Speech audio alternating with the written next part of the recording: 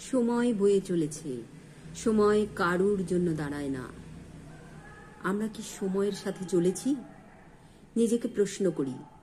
আজ পরিবর্তনের শেষ বেলায়, যখন প্রকৃতি নিজের বিনাশের লীলায় মত্ত, মানুষ তার মানবিকতা হারিয়ে সুখ শান্তির খোঁজে ভবঘুরে, দিকভ্রষ্ট যুব সমাজ নিজেকে ভোগ বিলাসিতায় লিপ্ত করেছে, সভ্য সমাজ নিজেকে সোশ্যাল মিডিয়ায় সত্য ও সভ্য প্রমাণে মেতে উঠেছে, বৃদ্ধ বৃদ্ধাদের স্থান হয়েছে বৃদ্ধাশ্রমে, ধর্মের দালালরা নিজের ধর্মকে শ্রেষ্ঠ প্রমাণে লেগে পড়েছে, বিশ্বের রাজনীতি নিজের দেশের অস্ত্র শস্ত্র বা প্রতিপত্তি স্থাপনে ব্যস্ত, বুদ্ধিজীবীরা একে অপরের নিন্দায় মেতে উঠেছেন, আর শিশুদের হাতে খেলনা মোবাইল।